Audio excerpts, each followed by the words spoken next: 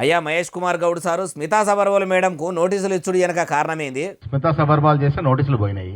అదే సారు, ఆ నోటీసులు ఎందుకు పోయినాయి, ఏ ఉద్దేశంతో ఇచ్చిర్రు?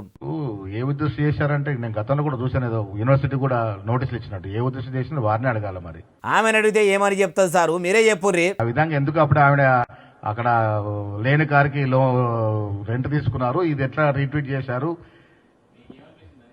ఇది తొందరపాటు. ఇప్పుడు తొందరపాటు తనం తప్ప ఏం లేదు. కిషన్ రెడ్డి తొందరపాటు. అప్పుడు పాపంకి ఆ వయసులో చాలా చిన్నది ఆమె తొందరపడితే ఏముంది? లేని కారుకు బిల్లులు పెట్టి వెహికల్ అలవెన్స్ కింద తీసుకుని అట్లా నోటీసులు ఇస్తే ఇప్పుడు రీట్వీట్ ను మాత్రం ఆమె తెలవకుండానే చేసింది, తొందరపాటుతనంతో చేసింది అని బట్టే. అయ్యా మహేష్ కుమార్ గౌడ్ సారు, మీరేమో ఇట్లా చెప్తుంటే కొందరేమో స్మితా మేడం మీద మీ ముఖ్యమంత్రి సారే కావాలని కక్ష సాధిస్తున్నాడని అంటున్నారు. దాని గురించి కూడా మీ ముఖ్యమంత్రి రేవంత్ సార్ స్వయంగా మీరు చెప్పినట్టే చెప్తే బాగుంటుందేమో. అంతమంది రీట్వీట్ చేస్తే ఒక్క స్మితా మేడంకు మాత్రమే నోటీసులు ఎందుకు అందే అని అందరూ మనిషికో తీరు అనుకుంటున్నారు సారు అంటుర్రు ఈ ముచ్చటిన్నోళ్ళు.